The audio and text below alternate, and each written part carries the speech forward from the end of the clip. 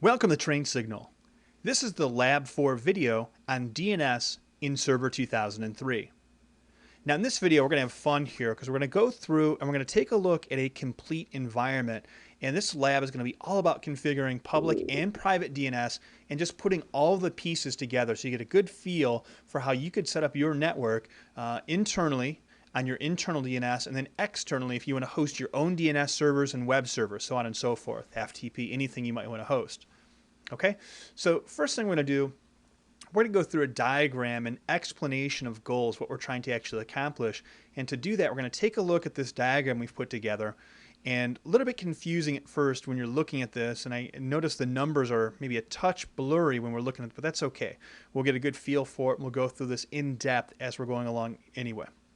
Okay, so to break this down, okay, what we're basically dealing with here is wired brain coffee, and we have our internal network over on the left side, and we have the public network on the right side. Okay, and that's what this perforated line here represents, just to try to break this in the middle. This is a firewall, okay, and we're actually running Microsoft ISA server, so you kind of have this firewall piece here attached or behind this server. This is one and the same, okay, so if you're trying to visually picture how this looks like, this is a server with two different network cards on it. One of the network cards plugs into a hub or a switch internally here, and the second network card is going to plug into what I'll identify as our DMZ here in a second. Okay, so one server, two network cards is essentially what we've got going on here. Okay, starting internally here, this should be no surprise. We have same machines. We have XP1, server 2, and then server 1 here. Okay, and each of these machines then are configured identically to how they were previously in our other videos that we were watching.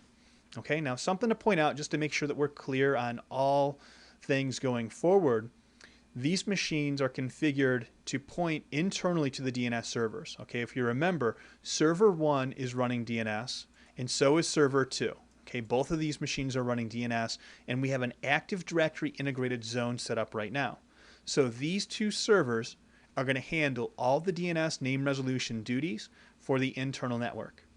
Now, XP1 and any other client or server on our network are going to have DNS settings similar to what we see right here. Okay, we have a preferred DNS server setting. That's pointing to 192.168.1.100, and our secondary DNS setting is going to be 192.168.1.200. Okay, and it doesn't really matter which one we specify as preferred or alternate. It just really depends upon how you want to set that up. Now, keep in mind how we talked about earlier, it is important for load balancing to kind of split up the workload. So on XP1 here, you see that we've got 192.168.1.100 as our preferred DNS server. Well, maybe down here on XP2, if we had another computer, we would set up 192.168.1.200 as the preferred DNS server. Okay, so throughout the course of the day, these DNS servers should take on an equal workload. Now, that's going to take care of our internal name resolution. But what about external name resolution? What if we want to get out to resources on the internet? What we're going to configure in this video is show you how to set up our public DNS structure and also how to configure these forwarders. So we're going to set this up so both of these servers here are going to forward out to name server 1 here. Okay, this one will as well. Okay, so any requests that go out to a public namespace like www.dell.com are going to be forwarded, basically through the ISA server down here to the name server, and then the name server is going to forward it on to the public DNS server that you see right here. Okay, and this is typically how a network is set up. Any small, medium-sized network is going to be set up in a similar fashion to this. So in this case, we're not using those root hints that we talked about earlier in these lessons. Instead, we're using a series of forwarders. This machine here, for example, wants to go to www.dell.com. Okay, so it types that in. It first tries to resolve that in its local cache. Can't find it there, so it sends its request off to its preferred DNS server. This machine looks in its local zone data, or actually first in its cache for Dell.com. If it doesn't exist there, then it checks its zone database. It currently is only hosting a zone for wbc.local, however. So then it's going to forward it off to its next forwarder. This forwarder here is going to check its local cache It's a local zone database. If it can't resolve it, it then forwards it off to the ISP's DNS server.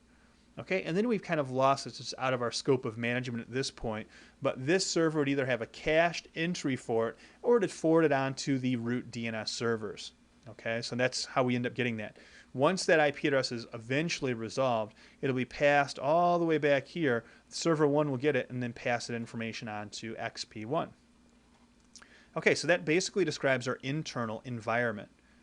Now, we're using something called split brain DNS, okay, and we've got kind of a variation of split brain DNS, but what we're essentially talking about, and when you hear reference to split DNS or split brain DNS, what we're talking about basically is having two different DNS namespaces running, but have them separate from each other. For example, these two machines out here, as we're going to talk about in a second, are both running DNS right now. Okay, but they are not sharing information with our internal DNS servers. Okay, so in DNS speak, we have separate zones. These zones are not the same, so zone transfers are not occurring back and forth between, say, server 1 and NS1 or server 1 and NS2. They're hosting a completely different DNS namespace. Now, in some cases, and I believe in the Windows 2000 videos, you could actually use the same DNS name here, and it'd be more appropriate to use this name inside. So, for example, here we're using wiredbraincoffee.com as our zone database here on our external DNS servers.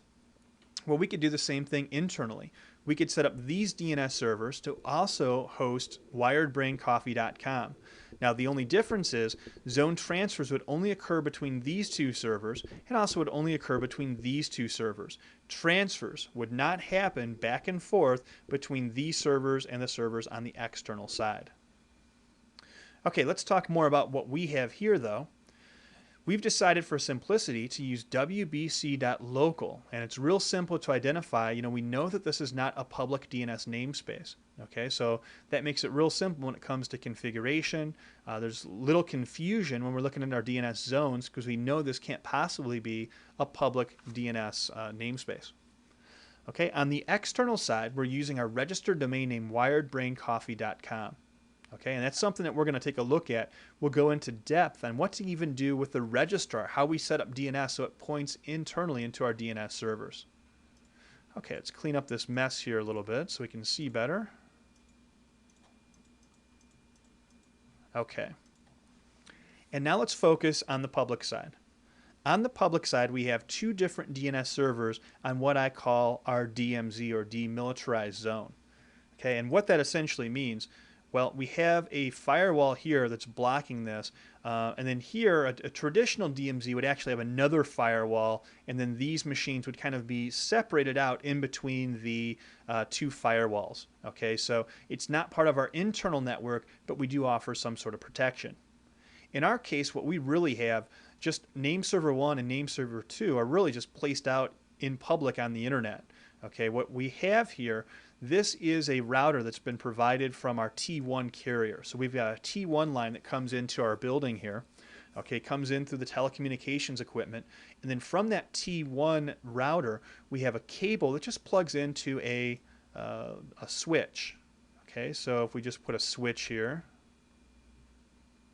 okay, that's what that is. Each one of these, and this by the way, is just representing an Ethernet network, which is of course what we're running. But these machines are just plugged in like this. Okay, and then the external side of this DNS server, it's not letting me draw very well from that server, but anyway, you get the picture. Okay, so these machines are just all plugged into this switch right here, and then each one of these is assigned a public IP address. Because we have a T1 line and we requested static IP addresses, we have 5 different static IP addresses that we utilize on our network. Okay, and you see here the ISA server, the public side, here's one of our static IP addresses here. We're using 69.128.98.220 with a 29-bit subnet mask, which is 255.255.255.248. Okay, and that's outside the scope of our lesson here today, but this is typical for the type of subnet mask and IP address you'd get anytime you're reserving IP addresses from an ISP. If you're not that comfortable with it or familiar with, these variable link subnet masks, no big deal. you can pretty much take the information they give you and enter it verbatim, although I do encourage you to pick that up and learn it. The default gateway is pointing to the public IP address that's been reserved for our router, and you can see it's 69.128.98.217. That's the IP address that's assigned right here. This is something that was done by the actual provider themselves. They put this router in place, assigned this IP address, and basically said, hey, here's your 5 IP addresses, here's what you use for your default gateway, and they let us go from there. We've also set up 2 different Server 2003 machines. We have Name Server 1 that's sitting right here, and Name Server 2 sitting also on the public network, both with public IP addresses. Okay, Name Server 1 has an IP address of 69.128.98.221, and Name Server 2 has the first 3 octets the same and then ends in 222. Okay, both of these, just like the ISA server, point out to the router as its default gateway. Now this is required if you want these machines to be able to communicate out on the internet. Okay, they've got a route through here. Okay, this is the door they pass through in order to get out to the internet. NS1 is only a name server. Okay, so we see right here it's DNS server. NS2 is running DNS, web, and FTP services. Okay, so we're going to set up records so we can resolve DNS, web, and FTP. All 3 of these services. We're going to feel for how this is done on this public network. Okay, so hopefully that gives you at least somewhat of an idea. It's real simple environment here. We've got a switch internally. These 3 computers are plugged into a switch. This server is also plugged into the switch. The second network card of this server is plugged into a switch here. These 2 computers plugged into the switch. And then here's our T1 infrastructure that just comes in through the wall. Okay, and it's also plugged into the Ethernet switch. Okay, so that's essentially what we have here. And then this is our public network to the right of the perforated line. Okay, and we're using our public IP addresses that have been assigned from our ISP. Out here we've got our internet. Up here we've got a DNS server. This is actually Earthlink's DNS server. We've got 2 different IP addresses. So these are 2 different DNS servers, but it's just represented by one icon here. The IP addresses 207.69.188.187 and 186. Okay, and then down here we'll use this just for demonstration purposes later on. But we have an internet user, and we'll talk about just how this internet user connects to the internet and gets to our web server over here on NS2. Okay, so next what we're going to take a look at, we've talked about the diagram and explanation of goals. Okay, and we talked about split brain DNS. We didn't really talk too much about alternatives, so we'll take a look at this. I don't want to confuse the issue too much, but split brain is one way we could do it. Of course, if we wanted to, we could also use the same namespace, in both sides here, and there's some different ways where, we could host our DNS. Now, split brain is such a desirable solution, however, because it's much more secure than, a DNS where we're sharing the same namespace on both sides. Not that you can't make it secure, but it's much more complicated and not going to be as easy to secure. Okay, with split brain DNS, remember, here's one DNS infrastructure. Here's a second DNS infrastructure. They're completely separate. No zone transfers are going back and forth between these, regardless of what name you're using. In this case, we're using 2 different DNS domain names. Okay, test and configure internal DNS. So let's go back over. This is stuff that we've really already done in previous labs. But what we want to do is just take a look and make sure that we have everything configured and set up appropriately on our internal DNS. So this is going to entail, I suppose, just a real quick once-over on Server 1 and Server 2. And then we'll test from XP1. Okay, so first things first, let's connect out to Server 1.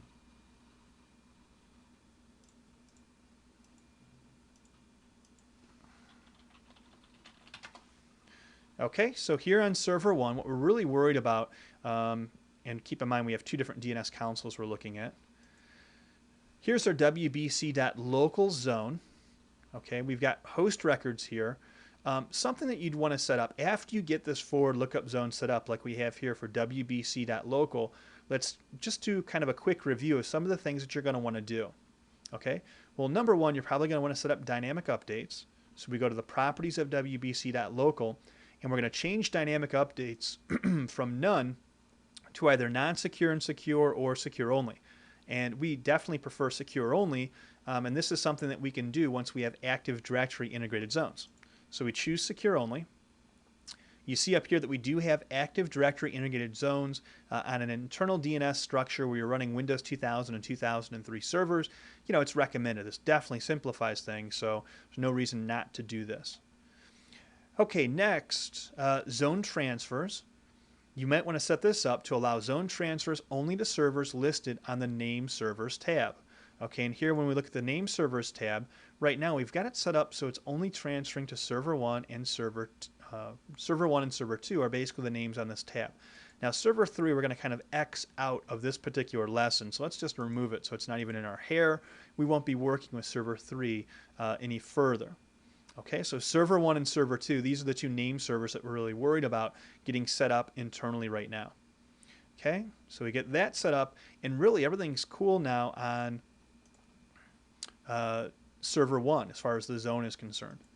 The reverse lookup zone, sure, we might want to configure this.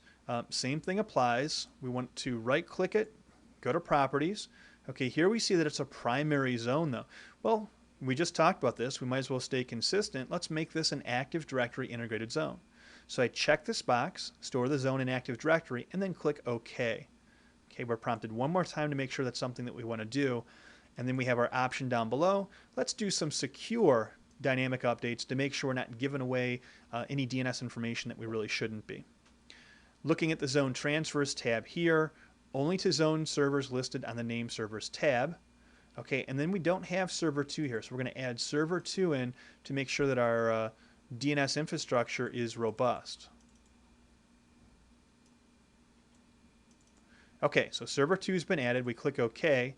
Click OK one more time. Okay, and then everything looks good here on Server 1.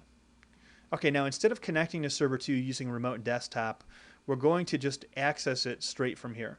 Okay, so keep in mind that we're using the DNS console, and we've just added this server. We're able to manage it from this server. So we're sitting on Server 1 here, as you can tell, but we're connecting over to Server 2 and we're managing DNS on Server 2.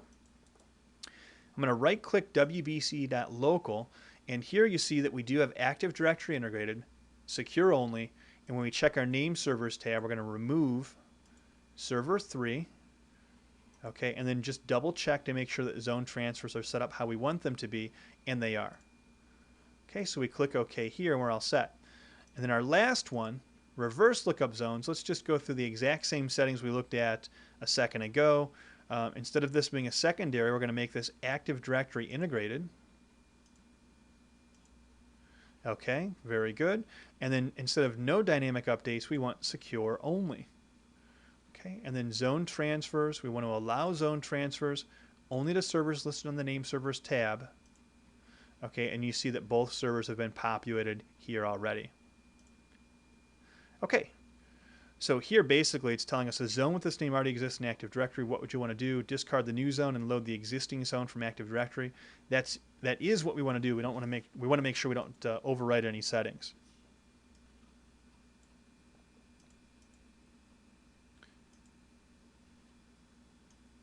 Okay, and one thing you'll see, we're running into some little messages and errors there. The reason we've set these zones up previously as primaries and secondaries, and the way we're changing them right now doesn't necessarily correspond with how DNS wants us to do things. Okay, right now it's not being very friendly about letting us exit out of this window. So let's just close this. Okay, and we should see here if we were to reconnect and reload this zone that it's going to match up, okay, to what we see over on Server 1. Okay, and it's not letting us do this right now just because it's in the process of already reloading it. Okay, so let's leave this alone right now. It's not too important, but these should be set up. You may want to test them, and we can do that here. Let's just add a fictitious host record.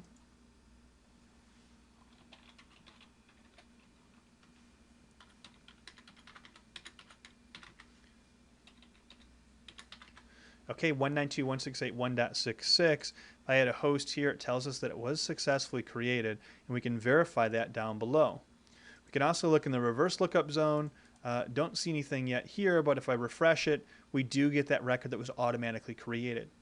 On Server 2, if we take a look at the forward lookup zone here, currently we do not see 66, and we still don't when we refresh it. So what we might have to do is reload the zone, give this a second. Okay, but eventually you see here that we end up getting server 66 replicated down from server 1. And then on a reverse lookup zone, let's just take a look at this as well. Okay, this is still locked. We're not able to do anything with this zone right now.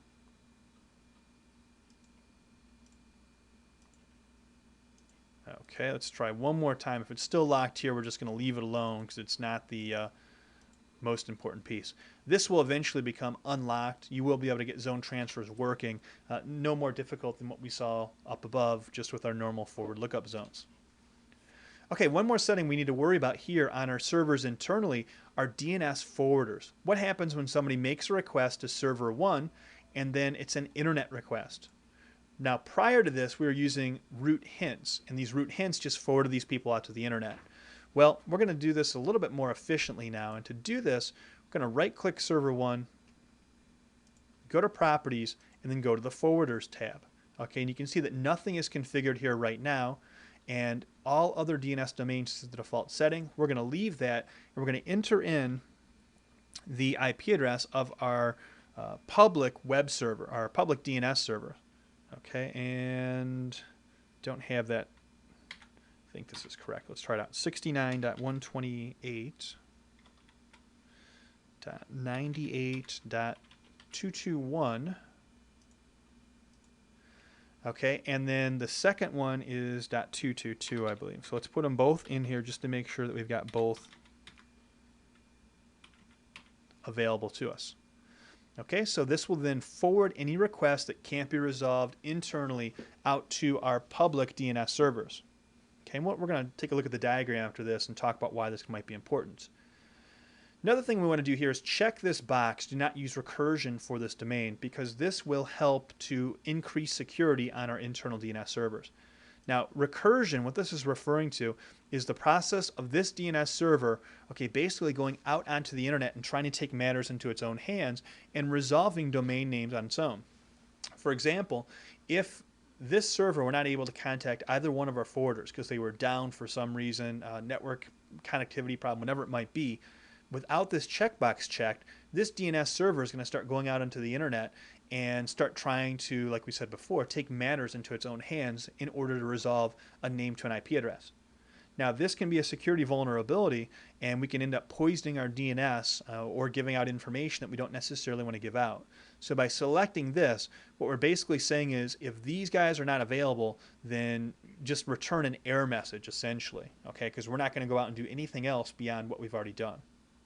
Okay, so we click OK here, and we're also going to configure that over on server 2. Okay, we're going to enter in the exact same IP addresses. On server 2, you may want to reverse the order. There's pluses and minuses of doing this. The plus is we're load balancing. Okay, the minus is we're not able to take advantage of the cache as well as we might if we had everybody forward to the same server. For example, if everybody, all 1,000 computers in our network were to forward out to the same IP address here, 221, well, everybody would be going through that server, and any website they went to would be cached on this DNS server. Well, that's not necessarily going to help us out that much, and what we can do instead, forward requests between two different servers. Okay, so if you go through server 1, then you go to 221. If you go through server 2, you're going to go to 222. And what this will allow us to do is just load balance between these two different servers. Okay, so there's not necessarily a right or a wrong answer. It's a matter of testing out and seeing which situation is going to work best for you. In a smaller network, it's really not going to make a difference either way. Okay, so we click OK, and then we should be all set here and ready to go as far as our servers are concerned.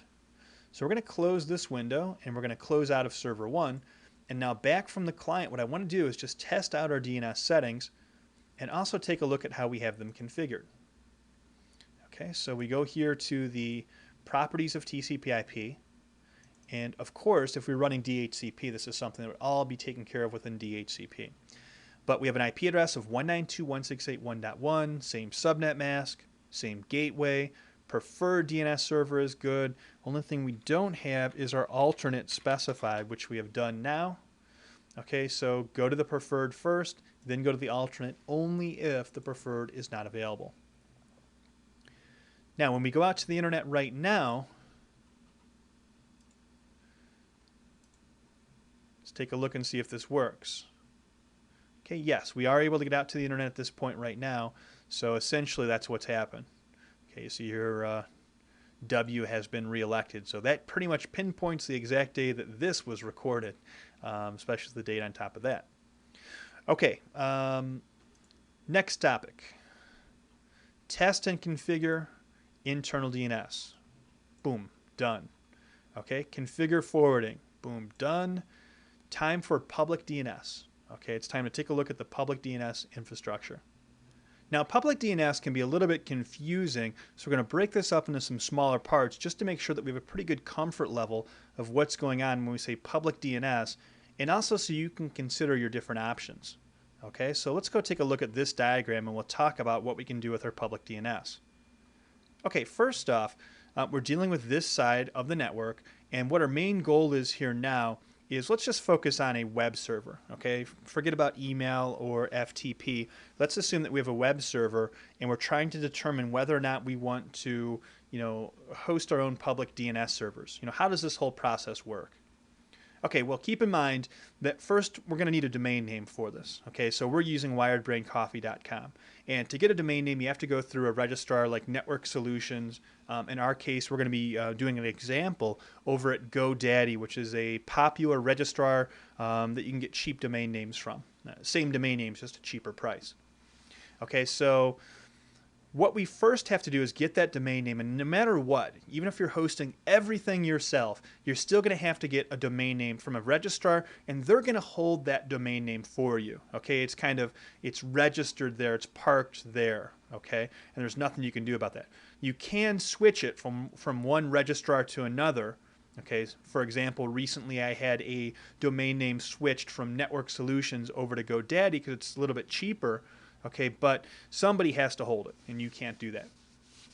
Next option, we have to host our website someplace. Okay, so our choices, fairly straightforward. Let's give three different alternatives. Alternative one is that the registrar that you're with, for example, GoDaddy, they hold wiredbraincoffee.com. Well, they also have web hosting there. So if I wanted to, I could pay them additional money and have them host the website for wiredbraincoffee.com. So that'll count as option one. Option two, okay, instead of GoDaddy, and let's put GoDaddy over here. Okay, I could have the domain name over here, okay, and then what I could do is have my website hosted with a different company. Okay, so let's say, for example, it's hosted over here with Yahoo. Okay, and we'll just put try my hardest to draw a nice Y, and then over here we'll put, we'll just put an X there. Okay, so the domain name Wirebrain Coffee is held here with the registrar. One example was to host a website here. The second example is I'm hosting my website over here with Yahoo. Now, you may be wondering at this point, why would I want to do that? That seems like it complicates matters. Well, GoDaddy may be a perfectly good registrar. They may hold domain names, fine. There's not that much to that. It's just basically maintaining a record. Well, web hosting packages, these vary quite a bit. Okay, you can get e-commerce platforms. You can get real cheap web hosting packages, more expensive, solutions that are more turnkey, all sorts of stuff. And one platform that's a standard for e-commerce is the Yahoo shopping cart. Okay, and it's something that a lot of small business owners use, especially when they're first starting out. So assuming that I'm hosting Wired Brain Coffee over here to kind of pawn my coffee goods, what I can do is change the DNS configuration settings in Wired Brain Coffee. Okay, and this is, remember, at GoDaddy. I'd have to go here literally and change these and have DNS point to the Yahoo web servers. Okay, and to do this, this isn't some magical number you come up with. You basically have to talk to Yahoo or go on their website and figure out the host names or IP addresses of the DNS servers over here. Okay, and that's what you do here then, is you say, yeah, I know you're holding wiredbraincoffee.com, but I'm going to give you some alternative DNS servers that I want you to redirect everything to. So any requests that come into wiredbraincoffee.com are immediately forwarded over here to these Yahoo DNS servers. And the Yahoo DNS servers, they're then responsible for, finding www.wiredbraincoffee.com. Okay, so option number 2 is GoDaddy, the registrar, holds the domain name, and then you just simply change some numbers, and DNS is then done by a different company. And this scenario is pretty common, probably the most common of the 3 scenarios that we're talking of. The third scenario, now we're hosting our name servers themselves, okay? Name servers and web servers, let's just say here. So what we're going to be doing is we've got our 2 name servers down here, and over here at GoDaddy, what we're basically saying is, instead of you doing DNS for me, okay, and instead of you pointing off to some other company to do DNS for me, why don't you point all requests for wiredbraincoffee.com over here to our DNS servers? Okay, so then what'll happen then when somebody types in, this internet user over here types in www.wiredbraincoffee.com, goes up here, has to first be sent off to the registrar. This is the one that holds wiredbraincoffee.com, and this is configured within our DNS hierarchy. And then GoDaddy looks at this and go, oh, we don't handle DNS for wiredbraincoffee.com. This name server does here, name server 1 and name server 2. So those requests then are forwarded out to name server 1 or name server 2, just depending upon which one's configured first. Okay, so then once that request gets to name server 1 here, well then name server 1, just like we would if we were dealing with local DNS, it's going to take a look inside its zone file here and look for wiredbraincoffee.com.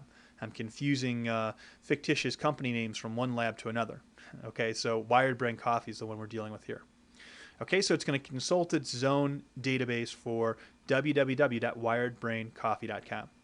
Okay, and then if that is in here, as it will be, then that IP address will then be returned and then eventually sent down to the internet user, who then can use that IP address to connect directly to the web server that happens to be running on NS2 as well. Okay, and keep that in mind. This may confuse you. Okay, well, we're only using 2 servers here on our public side. Some companies, a lot of companies, larger companies, if they're hosting their own web server, well, they'll just have another machine up here, and then name server 1 and name server 2 are just, merely sending off requests, for www. They're just sending them over here. Okay, in our case, this machine's acting as a DNS server and as a web server and as an FTP server. So any requests that come in for DNS or web or FTP will be forwarded over to here. Okay, so that gives you just kind of a breakdown of what we can do with the DNS side of things. Okay, DNS, and then a little bit about web hosting, so we won't get too heavy into that. So what we're going to do now, let's go and try to talk about this madness and figure this stuff out over at GoDaddy. We're going to go out to GoDaddy's website, going to log on to the Train Signal account there, and we're going to take a look at what we have configured and just show you. And I think this is real important because this can definitely be something that's confusing the first time you look at it. Okay, and that's another reason why I recommend GoDaddy, and I've got no affiliation, by the way, or don't get anything out of this. They've just given good customer service and affordable pricing, so that's why I'm making the recommendation. Their customer service and technical support is excellent. If you have a question, you call them up, and it's a long distance call, but I mean, you're never on hold for more than 5 or 10 minutes, and you're getting a knowledgeable person. Well worth the phone call if you ever got a question with GoDaddy. So that's what we're going to do next. Let's go ahead and minimize this. Then we're going to open up a web browser. And this will be a little bit painful just because of the low screen resolution we see here. So we normally would not be surfing the internet at this screen resolution. Okay, and here's GoDaddy, just GoDaddy.com. Okay, up here, all sorts of very advertising oriented. I'm going to my account because I already have an account there, and I'm going to be able to log on here. Okay, and while I'm doing this, while I'm logging on to GoDaddy, I'm going to go ahead and stop this video so I can log on and then start it right back up again. Okay, I've logged on and I've just selected Manage Domains, and then some of the domain names that Train Signal owns or rents, if you want to look at it that way, have popped up here.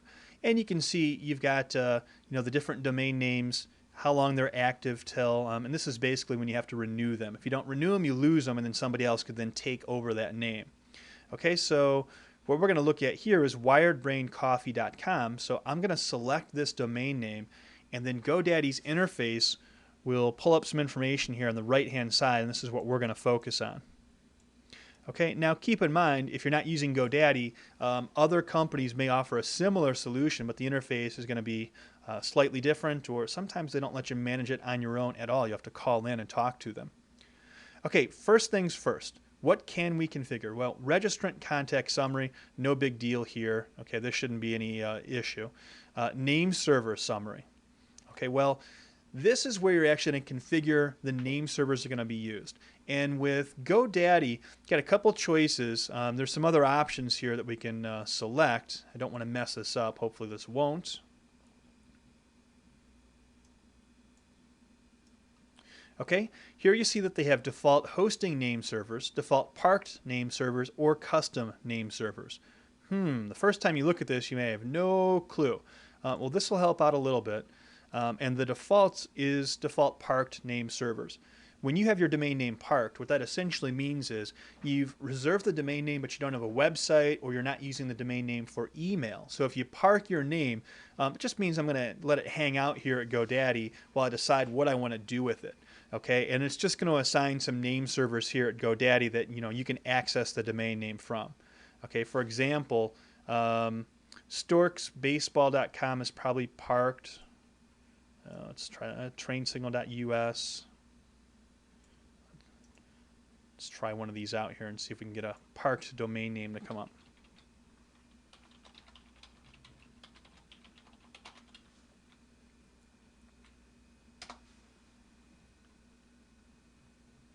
Well, that one's forwarding off to our website, so that didn't do it. I think recently, let's try this one. Yeah, okay.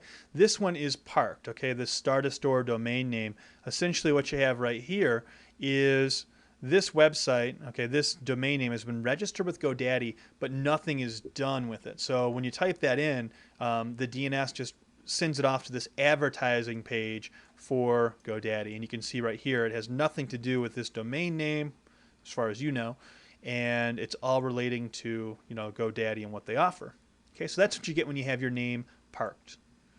Okay, default hosting name servers. If you're hosting your website, let's say that we're paying GoDaddy to host a website for wiredbraincoffee.com, well then you'd select this option. Okay, and when you select this, by the way, I'm a little bit leery of doing this, but I think I can do it and cancel changes. When you select this, see it switches the name server names automatically to the names that GoDaddy wants you to use. Okay, if you're hosting your website with GoDaddy, well, they know what name servers you should be using. So this is pretty much a turnkey solution. You're not doing anything. And then they have different name servers for the parked name servers. Okay, and then custom name servers, this is what you have to fill in. And you can see right here, it took away what I had configured before. Well, hopefully when I click cancel, I get those names back again, because we don't want to go through the process of waiting. Okay, and that's something that we should probably talk about right now. When you change domain names, okay, and they are name server names, they don't go through right away. Depending upon what you're trying to do, it could take a decent amount of time, 24 to 48 hours. My experience is it usually happens in a little bit less time, sometimes 12 hours or so. So what I'm telling you is before, at some point, these were set up to the GoDaddy parked name servers. Well, I decided to change them to custom name servers, ns1.wiredbraincoffee.com and ns2. Those changes didn't take place right away. You had to wait a little bit of time for the DNS changes to propagate throughout that entire internet DNS hierarchy. Okay, so this is what I have right now. I've specified these names, NS1 and NS2. Okay, and this doesn't tell us much right now, because who the heck is NS1 and who the heck is NS2? How do I find them? Okay, if I'm truly going to host these here, in this office, how does GoDaddy know how to find these name servers? If we just do ns1.wiredbraincoffee.com, that's going to take us nowhere. Okay, well, what we have to do down here under a different category heading, they've got domain host summary. Okay, and together when you combine this information that you see from here, okay, with this information, now we're able to figure stuff out. Okay, if you look down here below, we've just created host records. ns1.wiredbraincoffee.com points to this IP address, this public IP address, 69.128.98.221 and 222. Okay, you see ns2 is 222, ns1 is 221. Okay, look at that a second. Okay, make sure that you understand what you see here. You know, we've gone to GoDaddy. We've told them, hey, I want to manage my own DNS. Here's how I'm going to do it. Okay, and I've switched these and we switched these, and take a look at how this matches up to the picture that we have. Here are my name servers. I just have these plugged into a switch. Okay, I've got my T1 line plugged into a switch, and notice the IP addresses 221 and 222. Okay, so now what's going to happen once these changes propagate throughout the internet is somebody, anybody, okay, you should be able to do this right now, assuming these servers are still up. You can go to Start, Command Prompt, type in ns lookup, okay, and then type in something like www dot, well, let's even do it for the name server, ns1 dot, who are we dealing with here? wiredbraincoffee.com. Okay, and then you see here, we get an answer back. Oh, wow, here's the IP address for ns1.wiredbraincoffee.com, 69.128.98.221. Okay, so as you can see, you know, you should be able to get this. And if you do this yourself, you'll probably get something similar back because, you know, this is all public stuff. This is the real deal as far as how to configure this. Okay, so fairly straightforward here. You know, there's not a lot of other stuff to do. The only thing I can recommend to you, take a look at it, take your time. After you've made the changes, be patient because they're not going to go through right away. One thing that I see people do a lot is, you know, they try testing stuff out right after they make these changes, and they go back and they change it again. They go back, you know, make the plan, okay? Plan the work, then work the plan, I guess is how the old saying goes. Make sure you know what you're doing first. After you've made these changes, though, leave it alone, okay? Go away for a day or two, and then come back and try to configure it and get it to work again. Okay, see, you know, start doing testing to see if it works. Okay, so that's all we really need to do here. Okay, we're all set. The internet side is all taken care of. Now what we need to do, okay, is go over here to our name servers and set these up. Okay, because keep in mind what we've done so far. We've gotten to this point where this internet user can go, you know what? I want to go visit www.wiredbraincoffee.com today. I want to buy some new coffee. So they type that in. Registrar GoDaddy gets that and says, oh, we don't do wiredbraincoffee.com no longer, but we can give you the IP addresses of their DNS servers. So they give you those IP addresses. That request for www.wiredbraincoffee.com is sent down to NS1. Okay, well, the only problem is right now we've configured that, but we have to set up a forward lookup zone. Otherwise, when the request gets here, it's going to have no idea you know, what to do with that request. Okay, and that's the next step, is then sitting down in front of NS1 and NS2 and actually configuring configuring these forward lookup zones. So let's do that. We're going to connect over. We've set this up. Now we're using remote desktop connection to connect over to these machines. I do not recommend that you do this on your public DNS servers. Okay, and this is something that, you know, when we're done with this, believe me, we're not going to, I don't want to do that.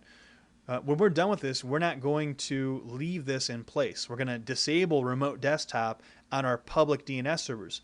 You're just asking for trouble when you have something like that. Hacker can come along, and not only can they connect to it, but they can sit down at your desktop and basically do anything they want. Because remember, you have control of the desktop. So let's try this a couple ways. If we type in ns1.wiredbraincoffee.com, will this work? Well, it really should. You know, we just ran ns lookup here a second ago. Okay, and remember what these nice names are for.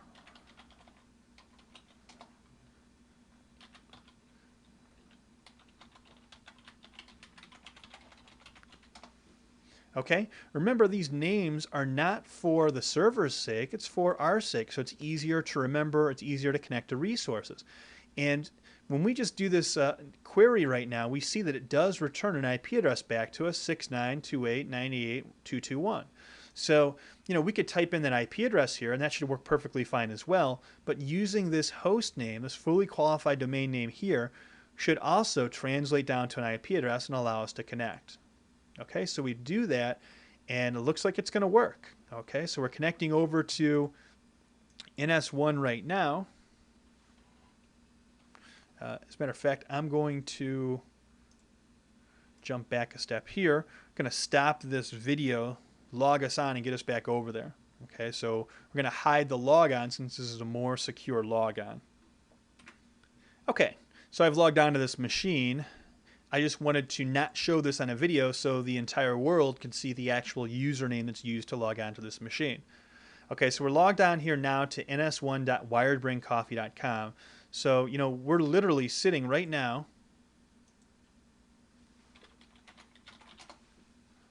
Okay, 69.128.98.221. We're sitting at this server. Okay, so pretty cool. We're actually, connecting over to it right now. Looking here, you see the subnet mask 255.255.255.248. Okay, and we've got this crazy subnet mask if you're not used to it, because this is a public IP address that we've gotten from a ISP. They don't give us a full range of IP addresses from 0 to 255. Our default gateway is pointing out to the router that connects our T1 line. Okay, so we're going to go up here, and of course you'd have to configure DNS. This would be done through Control Panel, Add Remove Programs. You have to add the DNS software in. That would be the first prerequisite.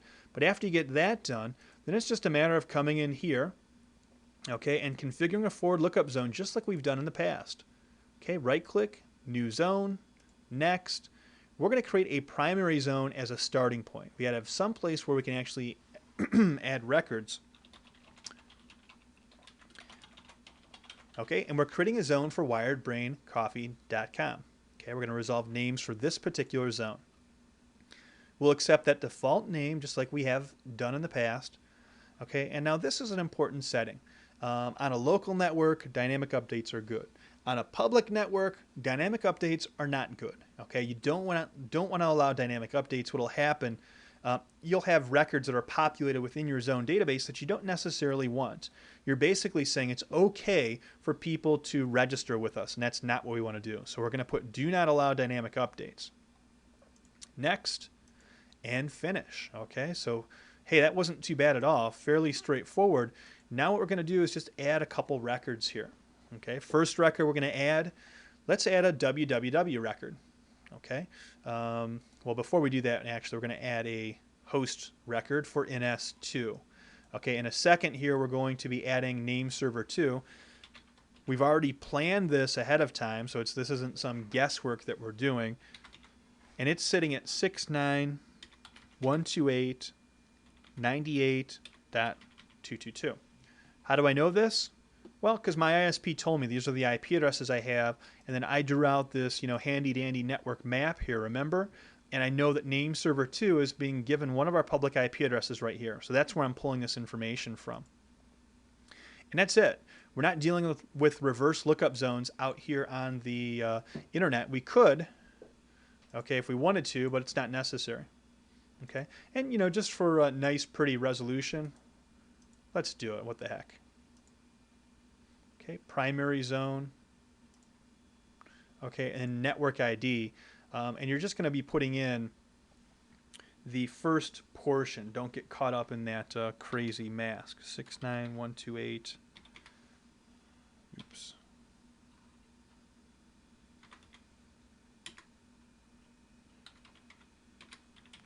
Okay, just like this. Let me click next, next. Once again, do not allow dynamic updates. You must choose that setting. We don't want dynamic updates out there on the internet.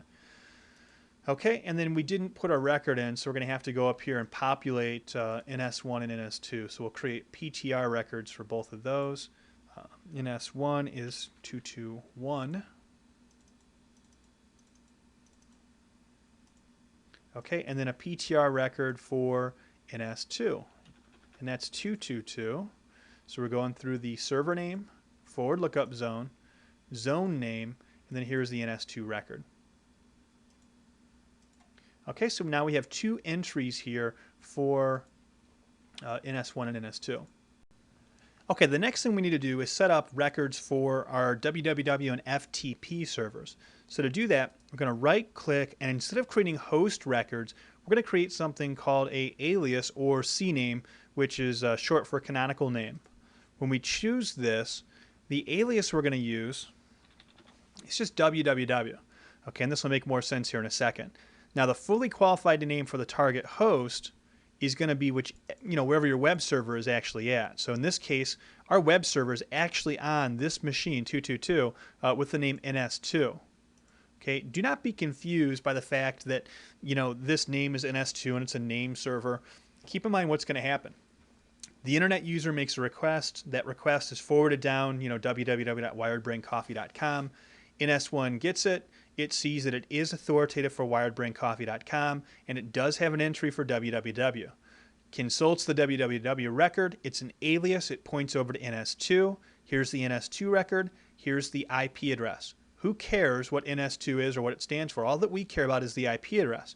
This IP address, .222, is now supplied back to that internet client. They take that IP address, they attempt to connect to the server at 222, and if it has web services running, okay, it's going to work. Okay, that's what we're trying to do, and that's what we're going to be setting up here in a second. Okay, so an alias record is used in lieu of setting up another record using basically the same IP address, which isn't going to allow us to do that. So we're forced to use alias records, which aren't a bad thing anyway, okay, because we can set up numerous alias records and have them pointing to the different records here, so we can have kind of a load balancing situation. Let's also set up a MX record, CNAME record. Lost my train of thought there. For FTP. Our FTP server is also running on NS2, so we select NS2, click OK, and it's really the same methodology. If somebody then tries to make a connection to ftp.wiredbraincoffee.com, it's eventually going to make its way here to NS1, and then NS1 is going to consult its zone here, find that it does have a record for FTP, but it does not have an IP address, but instead it has an alias. It sends that referral out to NS2, and eventually we end up with this IP address. Okay, so that's all that we really have to do for these records. It's fairly straightforward. Now, over here on wiredbraincoffee.com, the only other thing we really need to do is set up our zone transfer settings. Okay, this is good right here. We're going to leave the name. We don't want it to be Active Directory integrated, and as a matter of fact, we don't even have the choice because we do not have Active Directory installed in the public network here. Start of authority, we can leave these settings. The name server setting and the zone transfer setting, this is what we're going to worry about now, though. Do we want to allow zone transfers, and who do we want to allow these to? Now, it's not a bad thing necessarily to not allow zone transfers, and you definitely shouldn't if you only have one DNS server out there on your public side. Now, we do have a second DNS server, and we're going to utilize that server, so you've got to be careful. You definitely don't want to do this option to any server. Okay, and you can either use this option where you got a little bit of automation involved, or you can just use this option and specify the exact IP address. Okay, so it doesn't really matter which one you use. I would say this one is probably a little bit more secure because now we're not dealing with a name but strictly just an IP address. So let's go ahead and use this option here. Okay, and NS2 is at 69.128.98.222. So we'll kind of put that over here to the side because my memory is probably not good enough to remember that. Okay, look good. Click Add. Okay, and then we already have this set up. Only allow zone transfers only to the following servers. Okay, click OK.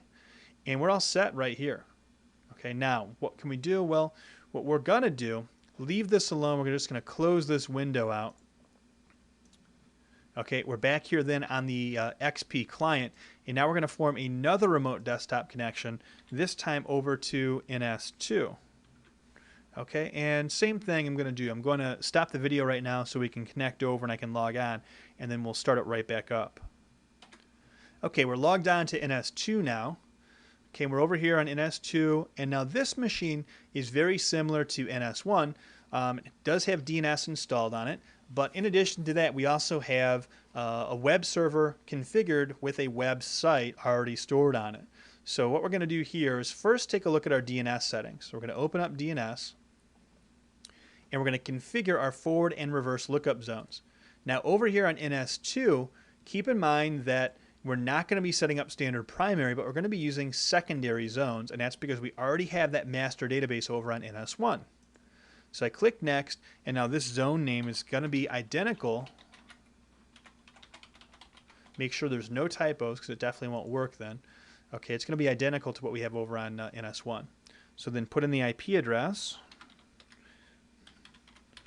Luckily I have a piece of paper right next to me with this number on it.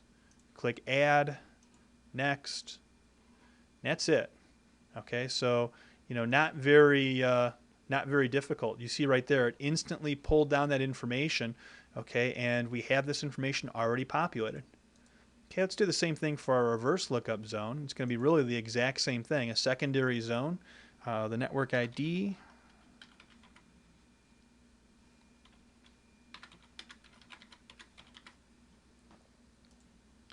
Okay, we have to specify the IP address of the primary server.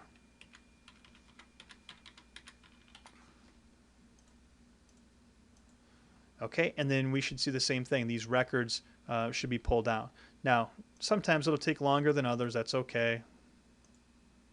We're not so worried about it. And your reverse lookup zone is not critical anyway. We're going to go ahead with testing right now, even though the reverse lookup zone is not functional.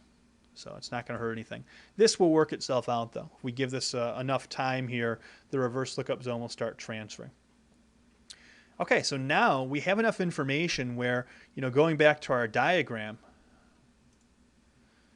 the internet user now puts in that request for www.wiredbraincoffee.com. Wiredbraincoffee.com, first it's referred to GoDaddy. That's who's holding our domain name.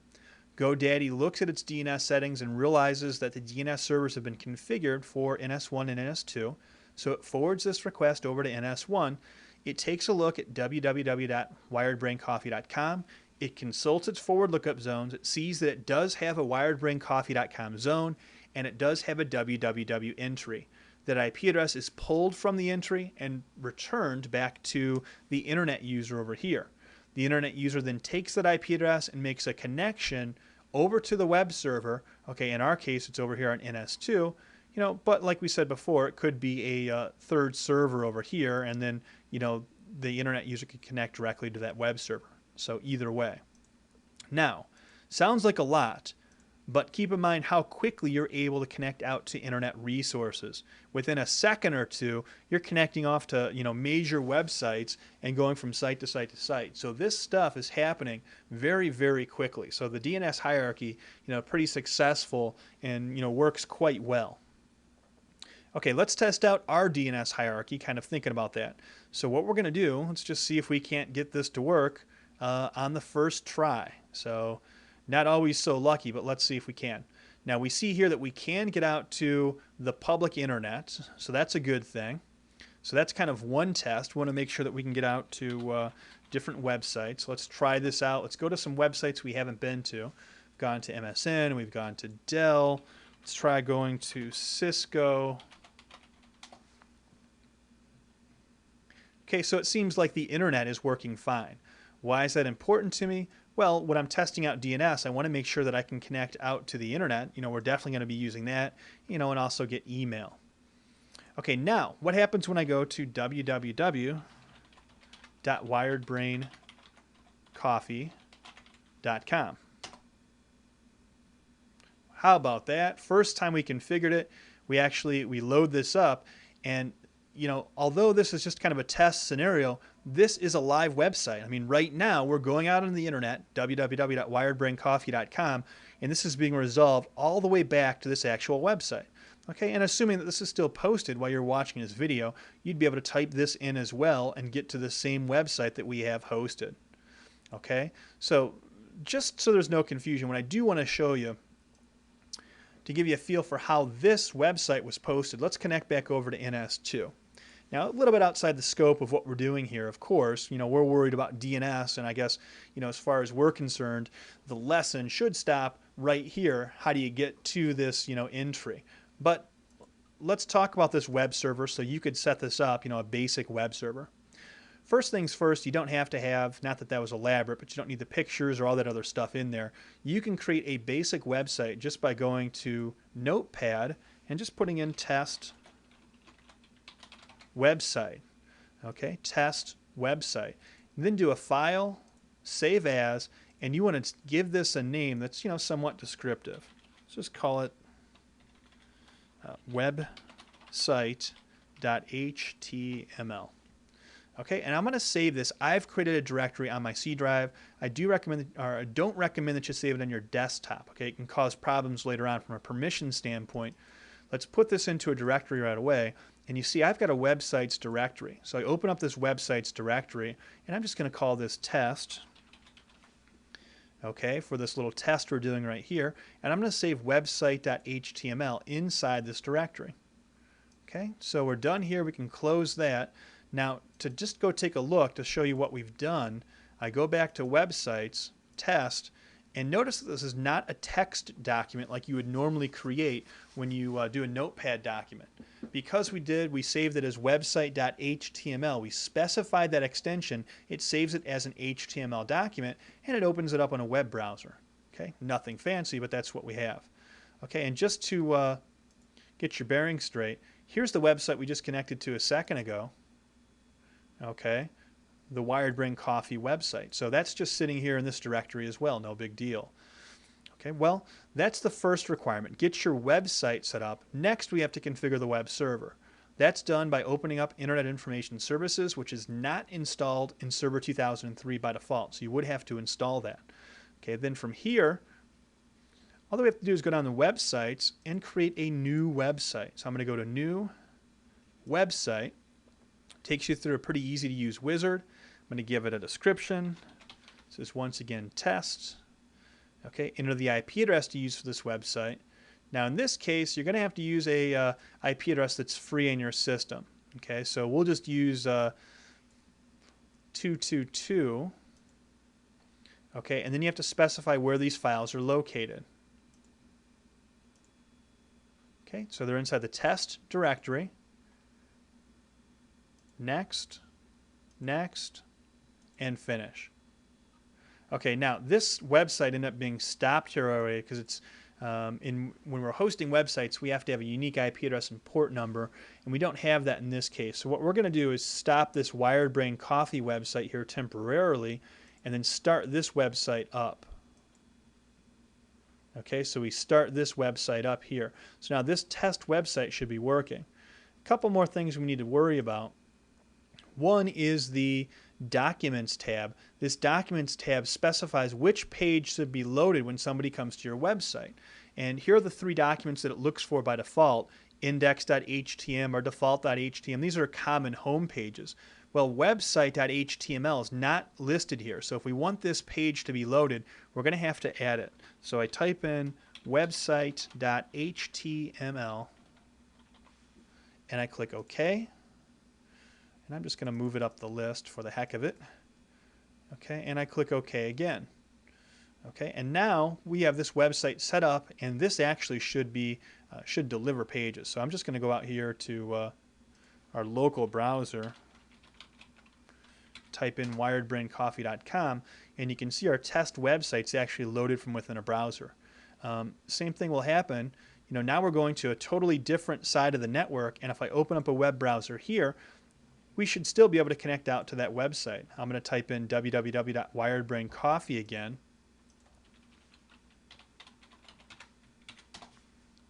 Okay, and this has been cached. We're running ISA server, which caches information. So I'm going to hold down Control and Shift and refresh this, and you see that I get my test website loaded.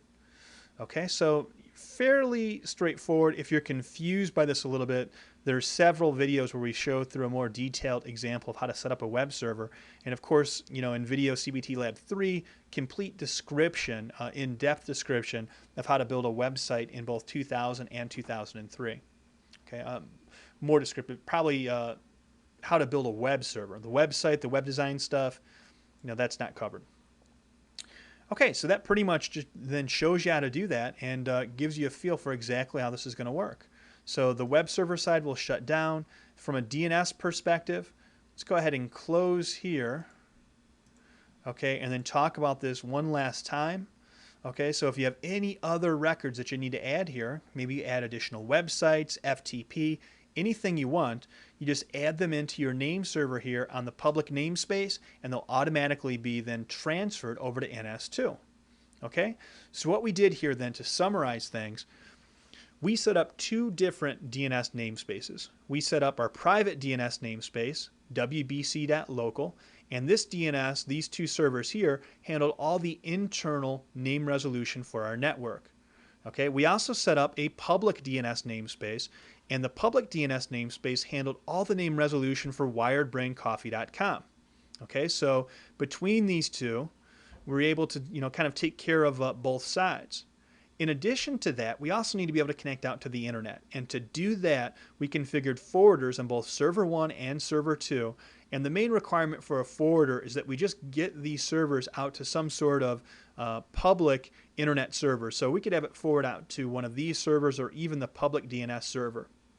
In our case, what we chose to do is have server 1 forward out to NS1 and have server 2 also forward out to NS1. Okay, what happens here, this server is now going to forward out to the public DNS server, so we get kind of this little hierarchy here. And the benefit of doing it this way, now what's going to happen, any information that's pulled, let's say we go to, I don't know, Dell.com, okay? Well, that website is going to be cached in this name server and then both of these name servers. So the next person who tries to go out to Dell.com, they may only have to go here to our local network. They get that IP address, and we don't have to go through the whole DNS name resolution process over the internet and then back again. Okay, so what we're doing is taking advantage of the DNS cache by forwarding first through our local servers. Okay, and you can get even more elaborate than this when we're talking about forwarding and caching, but we'll keep it simple. First forward through our local servers, and then eventually forwarding out to a public DNS server that'll handle the brunt of the public DNS namespace. Okay, that wraps up Lab 4 and also finishes off the 2003 update for DNS. Hopefully you found this video helpful. Thank you for choosing Train Signal.